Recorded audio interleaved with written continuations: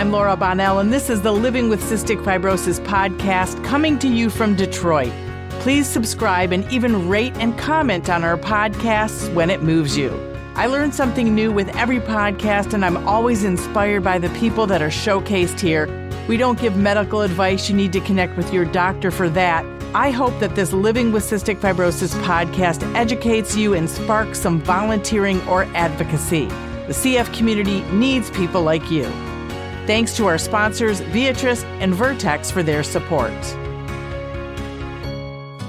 Children's Special Healthcare Services, have you heard about it? In the simplest terms, it is defined by the need for specialty care required for your child. It's not Medicaid. Access has nothing to do with your household income. It also has some amazing benefits. They cover transportation that can include airfare and lodging. And this has been around for almost 100 years. To explain this to all of us is Danielle Pitchford with Children's Special Healthcare Services. She is the Outreach and Engagement Analyst and oversees promoting Children's Special Healthcare Services and resources while engaging with providers and other professionals who work with their target population, as well as families of children with special health care needs. And to be transparent, I sit on the Michigan BioTrust for Health Community Values Advisory Board, which is part of Michigan's Department of Health and Human Services. And I also sit on a family-to-family volunteer group. And our daughters benefited from Children's Special Health Care Services until they moved out of Michigan.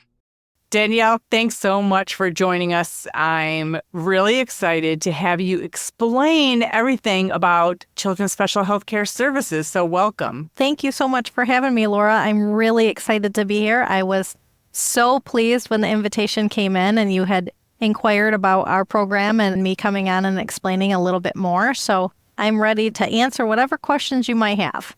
Great. Well, I thought it would be easiest to start at the beginning, kind of tell people what Children's Special Healthcare is and when it got started, and then we'll get into who it helps. Sure. You know, Michigan really has this long and proud history of supporting families of children with special healthcare needs.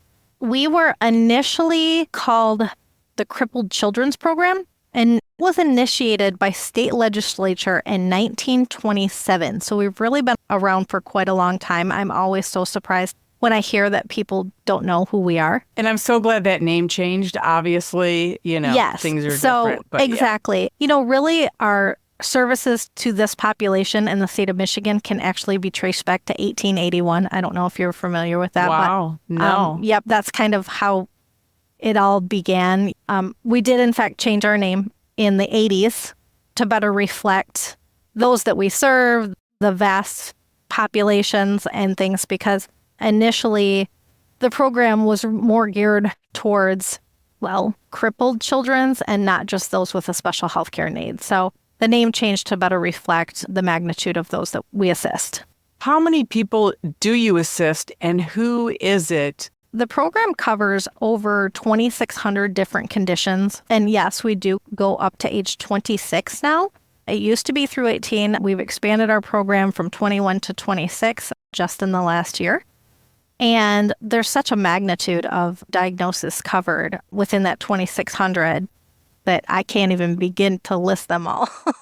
So is it all chronic illness or is it rare disease? Like we have 1 million people in Michigan with a rare disease. It goes beyond rare disease. So it's defined by those with the need for a specialty medical care. So if you're under the care of a specialist, a hematologist, an endocrinologist, and you're under the age of 26, most likely you would qualify for the program. There are some severity and chronicity requirements. For example, asthma. We cover those with asthma. But if it's a mild case of asthma, it's probably not chronic or severe enough to qualify for our program.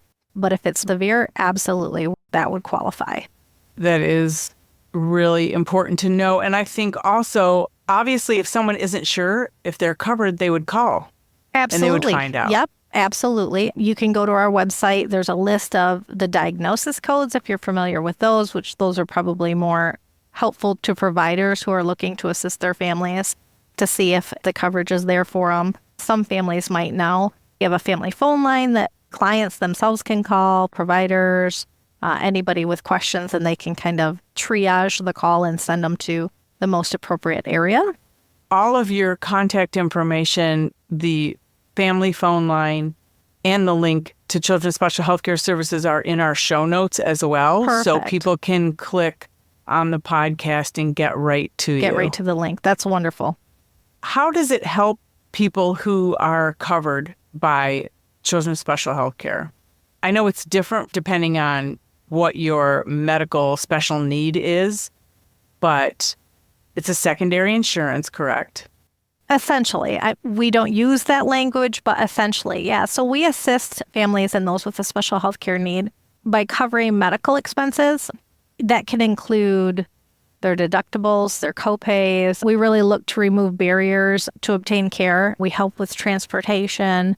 We also support community health care, with care coordination benefits that are available through our local health department partners. We support transition from pediatric care to adult care. And then through the Family Center, we also offer like sibling and parent support and support groups and trainings and camp and conference scholarships. There are just so many little nuances to our program that can help and assist families beyond the medical care and treatment, paying for those. And I can tell you, just one example for people listening is when our daughters had the coverage, if you broke your foot, it's not related to cystic fibrosis, so that's not covered. Correct. It's anything that's related to the disease and not just, a teeth cleaning. Right. So we're going to cover anything in regards to the special healthcare need that they qualify under. We're not going to cover if they get the flu or if they fall off their bike and sprain their wrist, and we're covering them for asthma. It has to be coordinated with their diagnosis that made them eligible. I want to get to the family phone line too, but first I wanted to ask you, so if you're 18 through 26, you're covering any patient with hemophilia, cystic fibrosis, and sickle cell, correct? Well, those three diagnoses specifically, we cover beyond that age of 26. Those are covered for life, right? Yeah, I try not to say we're a lifetime benefit. As long as they continue to remain eligible, those go well into adulthood. Yep. Like my girls are not eligible anymore because they moved.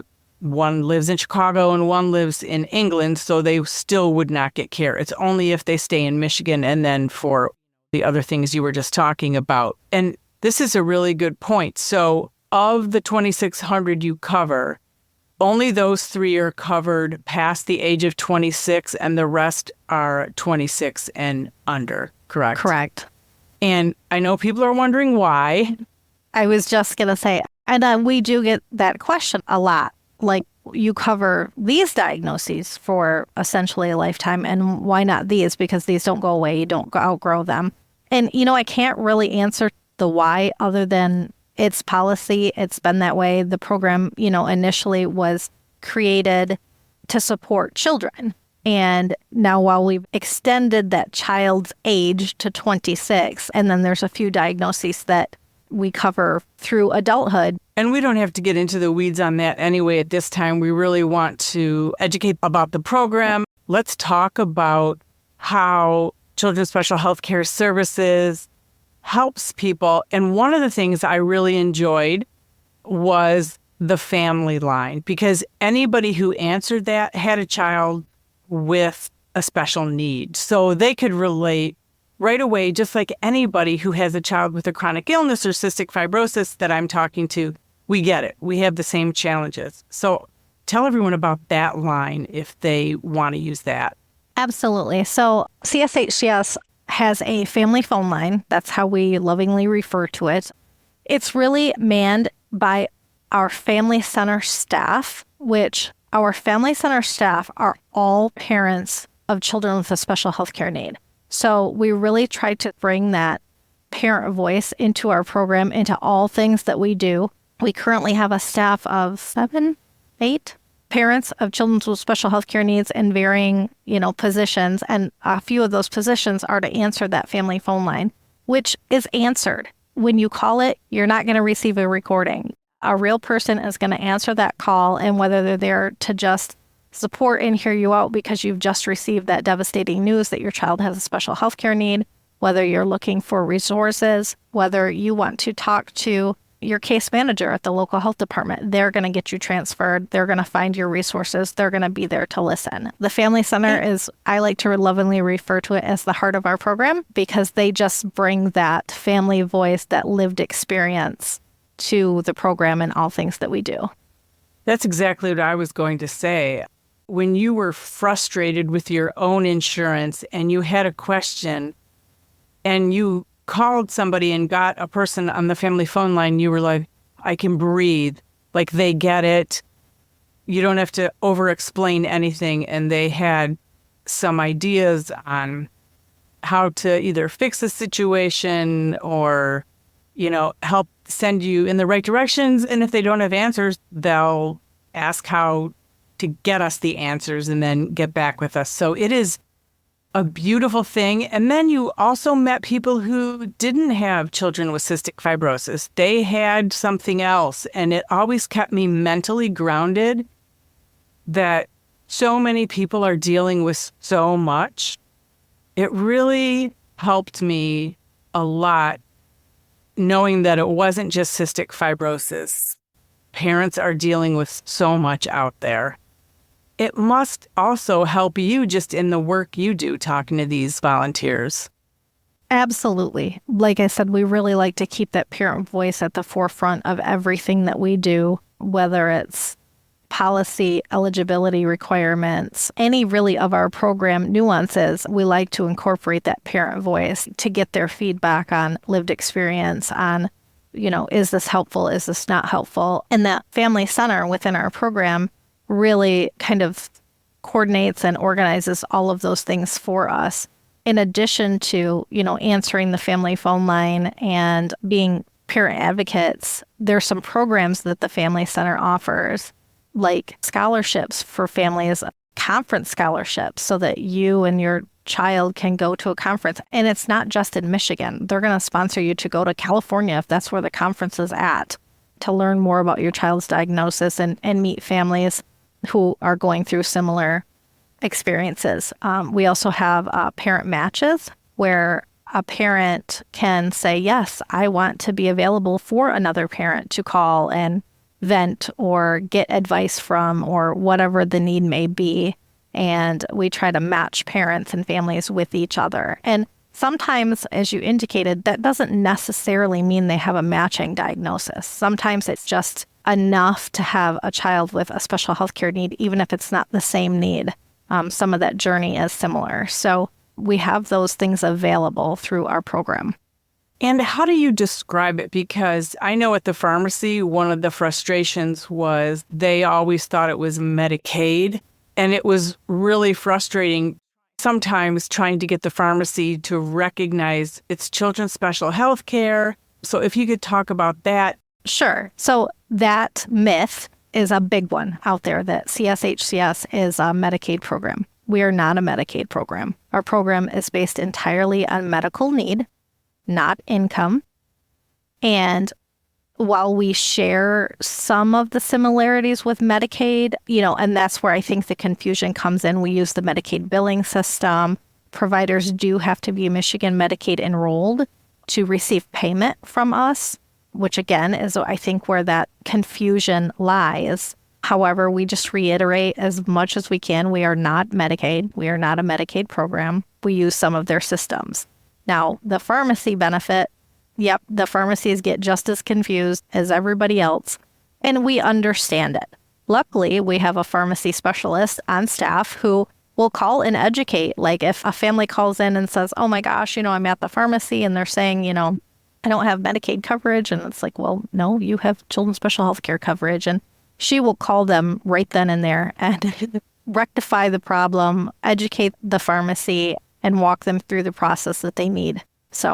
And that is wonderful. And one of the things I found, just parenting advice, was I started to talk to the pharmacy supervisor, whoever was in charge. Victoria just happens to was my favorite person when we had children's special health care at the pharmacy that we went to, and I explained it to her, and then she explained it to her staff so that next time we went in, because it was happening for a while, like all the time that we were going through this. And once I talked to the head pharmacist, and then she explained it to the rest of the pharmacists, it was like, oh, you didn't have to explain it every time. So that's a parenting tip for anyone. It's really helpful to really know your neighborhood pharmacist, whether it's through a chain or a local pharmacy. I just found that was really helpful when you finally realized, oh, I need to educate them as well. I bet that's a great little piece of advice for our parents to share beyond, is to just maybe get to know the head pharmacist, because there's a lot of times turnover, or there's interns and things like that. And you just want to make sure that they are all aware of how our program works and how it is different from Medicaid. Right. And once they know, then they get it. My other question that I wanted you to talk about was, this is not based on income, but you do have a cost depending on a couple factors, if you can explain that. Sure. So income is not an eligibility factor for children's special health care services. Again, it's all based on medical need. Regardless of income, a child that meets the medical criteria can enroll.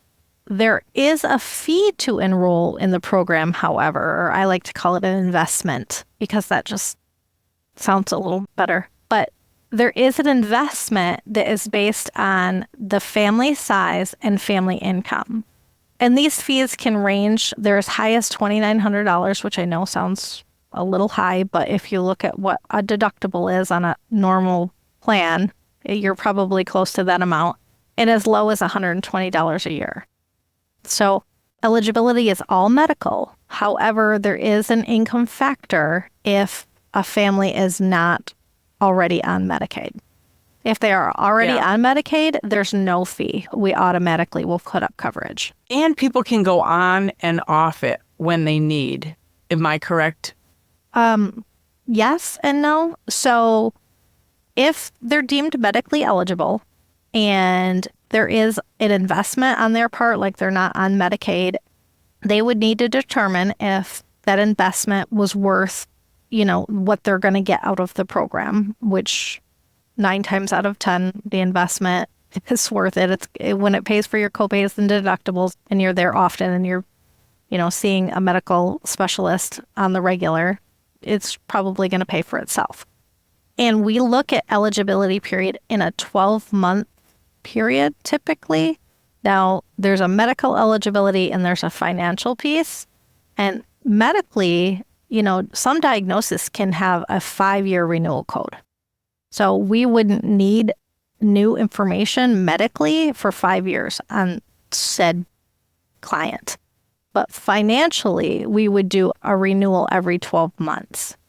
So if they didn't find the value in it after a year, because they would sign an agreement saying, yep, we're going to pay this amount and you're going to give us coverage for a year.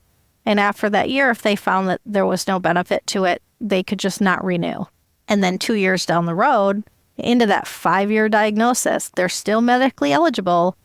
And I don't know, something's coming up that they know of. There's going to be a surgery. There's going to be something, that's going to have a financial impact on their family. They could then re-enroll in the program. Their medical is still good. They would, reach out. We would send a new income payment agreement form. They would fill it out, and then they would be back on the program for another 12 months. Does that make sense?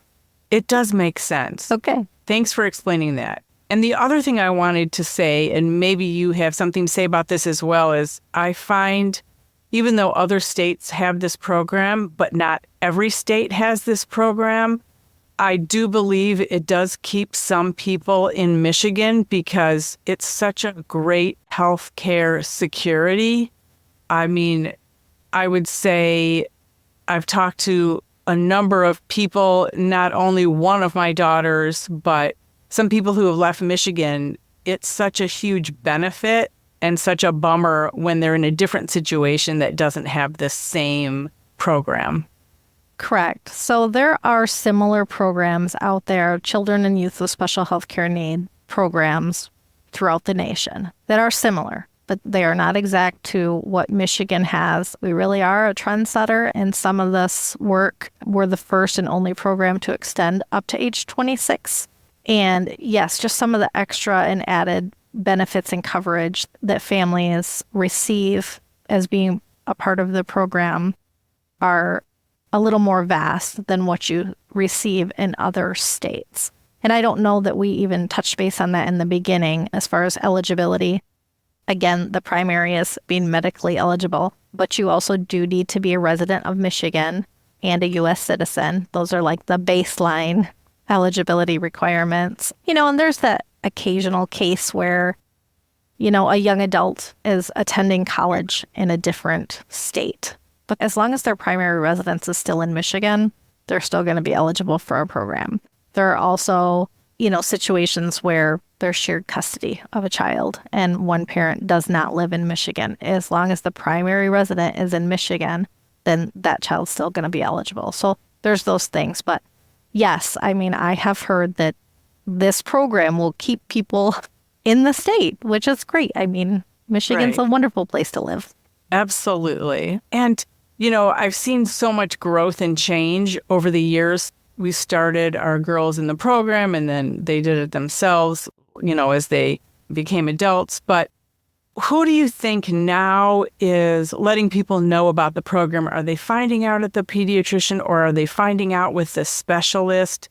How are they hearing about it? So that's the big question, right? As far as my job is concerned as the outreach specialist. A child really does need to be under the care of a pediatric subspecialist physician to be eligible. And so oftentimes those physicians are aware of our program, or hospital staff. There's a lot of social workers that, assist families in the hospital, and they're aware of our program. We have a presence in all of the children's hospitals in Michigan. So pediatricians can, sometimes it's word of mouth and families through the family center and individuals like yourself who have had children who have been on the program and, benefit from it. We just work our hardest to try to get the word out as best we can. We're always looking to new avenues to do so. Yeah, and I think it's great.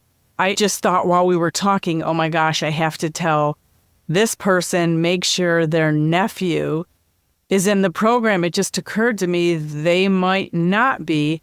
So that's the first thing I'm going to do when we're done recording this podcast. But how else, in addition to the podcast and what you're doing, should we all talk to our doctors when we go in and say, hey, are you telling patients about children's special health care? How else can we help you get the word out? Absolutely. I think, asking your provider if they're aware of us, or your provider's nursing staff, or those that you come in contact with, asking them if they're aware of the program. Because again, a provider has to be Michigan Medicaid enrolled, correct?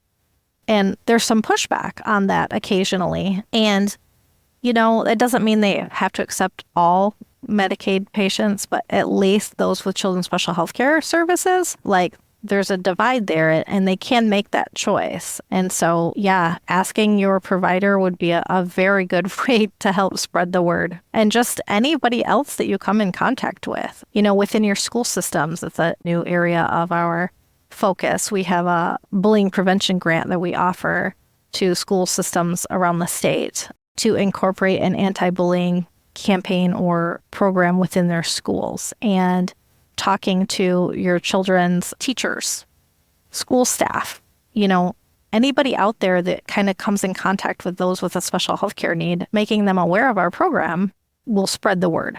Great ideas. And I do encourage everybody to talk about it and share with everyone about the program. I actually have a friend who isn't in the rare community at all, but when I was talking about children's special health care services, she actually then was like, oh my gosh, my friend's son was just diagnosed with something. She called that person. They had no idea about the system, and I'm sure they're in it already by now. It was a couple weeks ago. So talking about it is really important.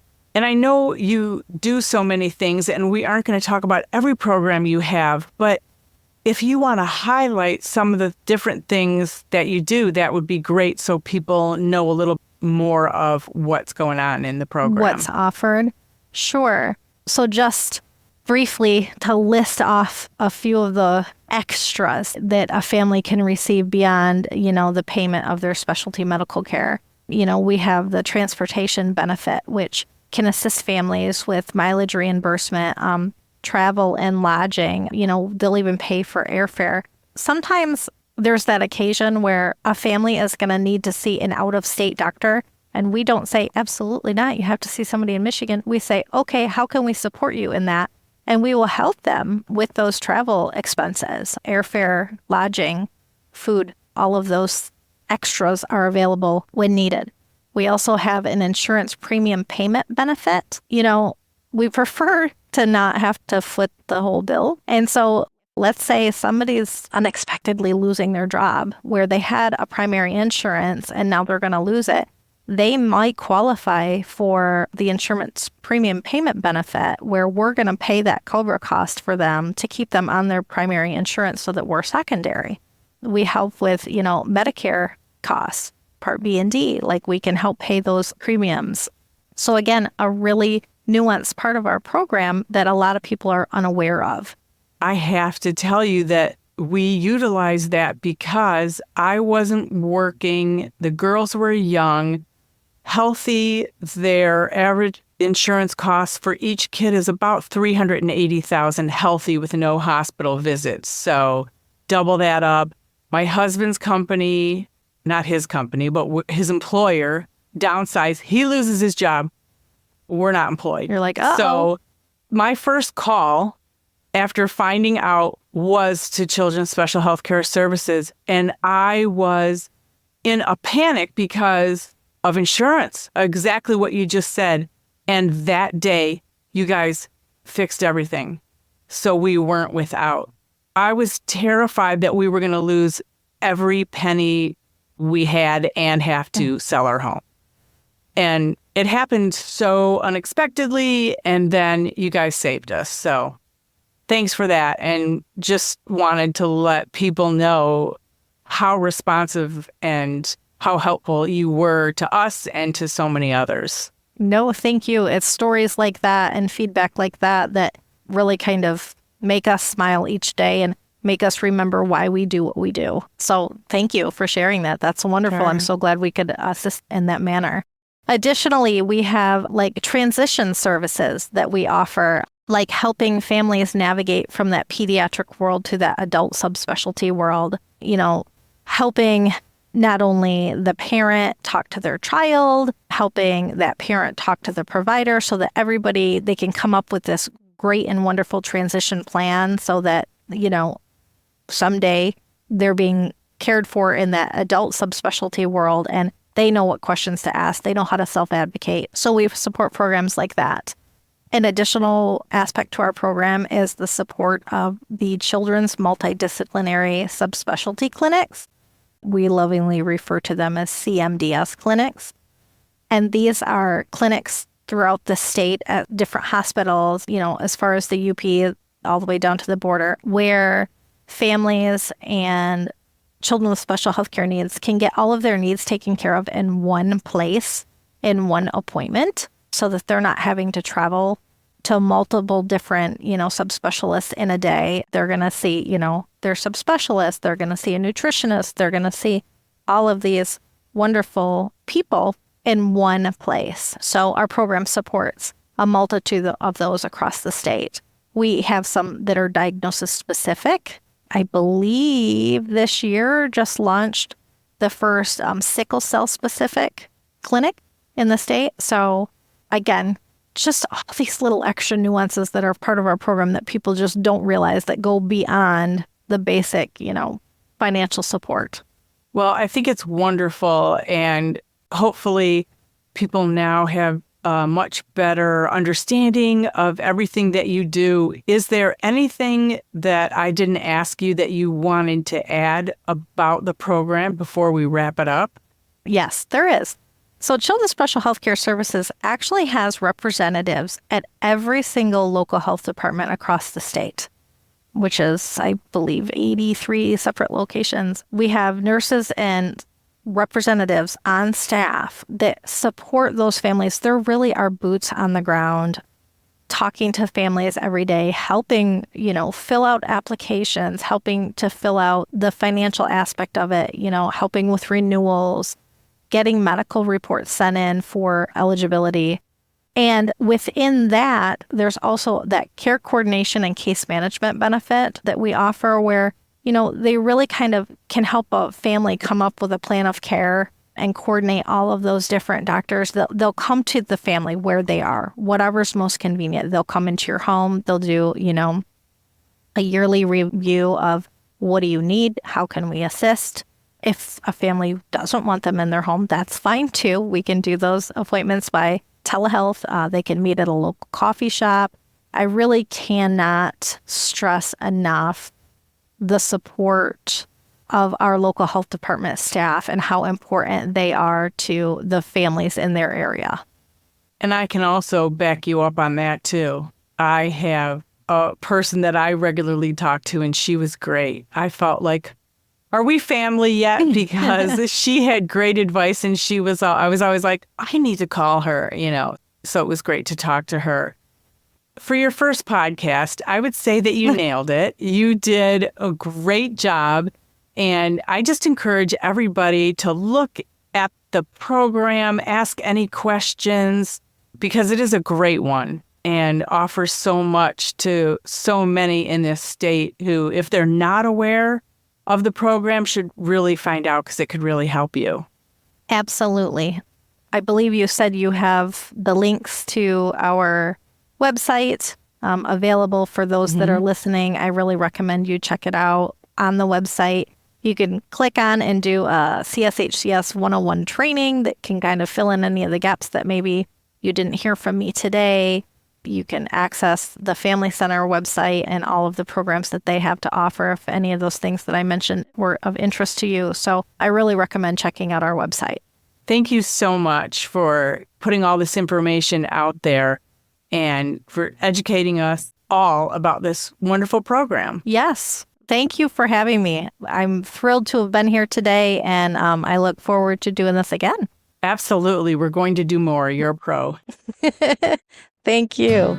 The original music in this podcast is performed by Kevin Allen. It's not complicated. Who happens to have cystic fibrosis. We all got our worries and fears. I know it's got you frustrating, but loving you is so alright. This has been the Living with Cystic Fibrosis podcast. For more information and to learn more about the Bonnell Foundation, visit our website at thebonnellfoundation.org. That's the BONNELL Foundation.org. This podcast was sponsored by Vertex Pharmaceutical, The Science of Possibility, and Viatris.